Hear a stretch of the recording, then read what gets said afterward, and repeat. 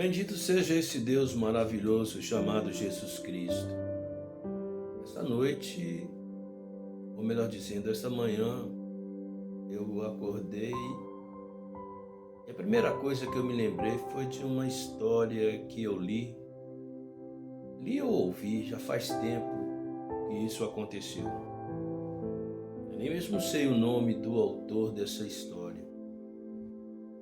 Tanto ela me impactou de tal forma que, inclusive, eu coloquei ela em uma das minhas obras.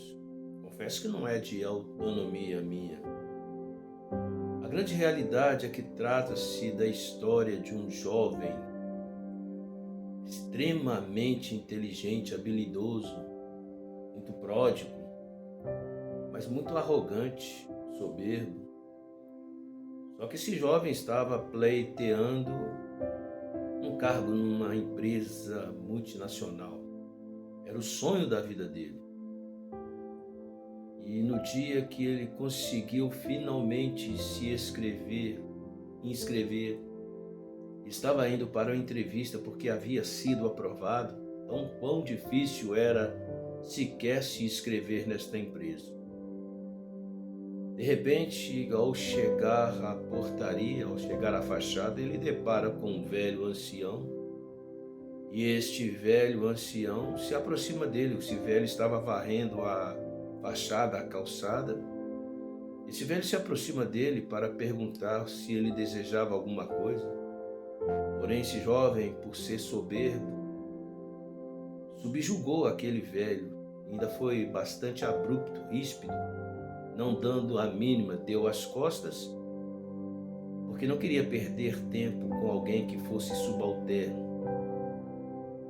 De repente, ele adentrou esta empresa e começou a galgar espaços, chamar a atenção por sua sabedoria exponencial. À medida que ele ia passando nos testes, ele falava com uma pessoa mais influente ainda, até que chegou ao vice-presidente da empresa. E o vice-presidente da empresa disse: "Olha, você é um jovem muito promissor, um jovem muito inteligente, eu já percebi. Com certeza você vai ganhar essa vaga tão sonhada. A última entrevista sua será com o presidente, mas tenha muito zelo, seja bastante humilde ao falar com ele, porque ele é um homem muito sensível e sistemático." Então, de repente, quando esse jovem se achega no gabinete e dá um sorriso um tanto amarelo, porque na verdade o velho sensível e sistemático, ou melhor dizendo, o presidente sensível e sistemático, nada mais era senão o velho que varria a sacada da empresa. Essa história eu achei ela muito interessante. E por que falo isso? É porque hoje, ao pensar nela, enquanto estava orando a Deus, me veio uma outra parte. Aí já foi a autoria minha, porque, se me lembro bem, a história não tinha uma conclusão. Quando tive a ciência dessa história, ele simplesmente termina com um sorriso amarelo. O velho não chegou a dar uma resposta. E a vida é tão interessante, nos ensina tanta coisa. Falo por mim. Não estou aqui dizendo que eu seja tão inteligente ou sábio, a questão não é essa. Mas já que a história serve como exemplo, quantas vezes eu fui estúpido, arrogante, julgava-me a terceira pessoa da Trindade, cheio de autossuficiência, enfim. Mas a vida vai nos moldando, a vida vai nos quebrando, a vida vai nos ensinando, e a gente, com o passar do tempo, vai aprendendo e vai adquirindo maturidade, vai adquirindo experiência. Eu me lembro que um dia eu tive uma entrevista com um homem até de relevância. Esse homem era uma pessoa influente, é uma pessoa influente. Meu Deus do céu, quando eu fui ter com ele, no fundo até que eu desejava mostrar como esse jovem a minha obra, o meu trabalho. Mas de repente parece que eu enfrentei um juízo investigatório, algo análogo àquilo da Adventista do sétimo dia. Porque na verdade passei por uma inquisição, uma terrível sabatina.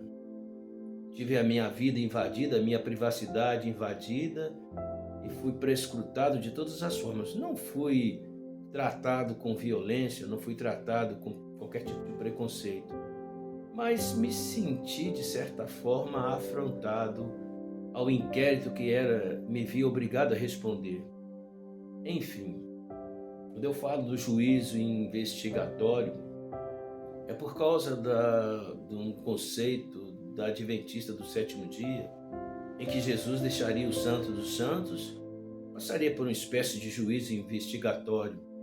Ou seja, a obra que ele fez na cruz não ficou completa, pelo que dá-se a entender. A questão aqui também não é essa, eu não estou querendo abordar, o tema não é esse, sobre o juízo investigatório. Muito embora eu tenha passado, por que não dizer, por uma espécie de juízo investigatório.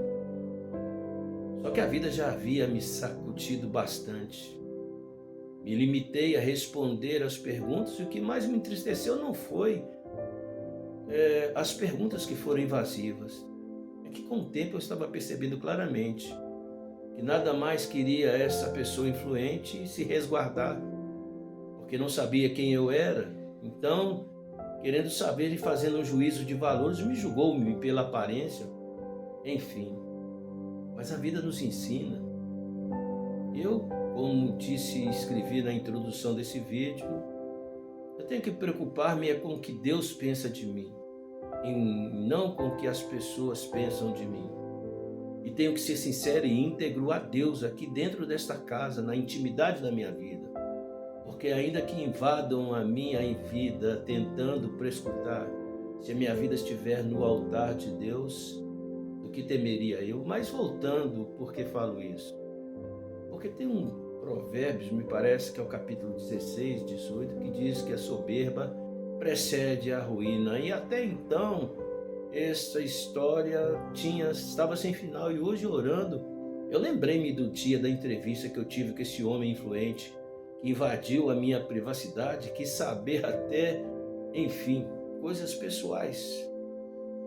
Volto a repetir, ele tinha todo o direito, afinal de contas não era eu o pleiteador, não foi eu que adentrei ao seu recinto para procurar, para tentar demonstrar, enfim. A questão agora não é essa. A questão é que, com certeza,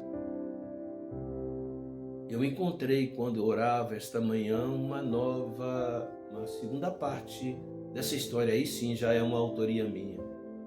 Porque esse jovem, de repente, subentende-se que ele, com certeza, foi rechaçado por aquele presidente. Mas só que se é um presidente amaduro, inteligente, jamais desprezaria um tesouro, um diamante valioso, mas sim procuraria lapidar esse diamante. Esse jovem, com certeza, nessa conclusão dessa história, passou por provações, privações impostas por este mesmo presidente, que permitiu que ensinasse: ou você aceita essas condições, ou então você está fora. E na segunda parte dessa minha história, eu poderia aqui fazer a analogia daquilo que acontece com as nossas vidas. Porque Deus permitiu que aquele povo ficasse 40 anos no deserto. Porque Deus permite muitas vezes que muitas pessoas primeiro tenham que ser aprovados, tenham que ser provadas, como foi o caso que sucedeu 400 anos antes com José, filho de Jacó, que primeiramente foi vendido como escravo para o Egito, foi ser escravo de Potifar. Não bastando isso, foi parar dentro de uma cadeia. Assim também não foi diferente com o rei Davi, que teve que fugir de Saul, fugindo como fosse um animal, enfim. Tudo isso para que pudesse ser aprimorado. É uma analogia a esse jovem da empresa. Existe um provérbio que, se eu pudesse, faria uma tatuagem, que testifica o seguinte no capítulo 119, versículo 71. Foi bom, Senhor, ter me afligido para que eu guardasse os seus estatutos, ou seja, e também Romanos 5 tem algo tão profundo para concluir, que diz que a tribulação produz a experiência produz a esperança. Eu vou pegar aqui para ficar mais dentro do contexto. Romanos capítulo 5, a partir do versículo 3. Não somente isso, mas também nós gloriamos nas tribulações, sabendo que a tribulação produz a perseverança, a experiência, a experiência, a esperança. Ora, a esperança não traz confusão, porque o amor de Deus está derramado em nosso coração pelo Espírito Santo que nos foi dado. Ou seja, concluindo a história do jovem, a minha história pode ser a sua. É necessário que aprendamos e com as lutas, com as provações, tal como um diamante que é lapidado, assim somos nós nas mãos deste Deus maravilhoso. A soberba precede a ruína, como está escrito em Provérbios 16. Mas Deus acha graça no coração humilde. Deus rejeita o soberbo e dá graça ao humilde. E nem sempre as coisas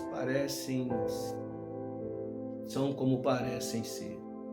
Quando esse grande pessoa influente que me sabatinou nessa espécie de juízo investigatório, eu apenas me limitei a responder, porque já tinha todas as respostas dadas por Deus.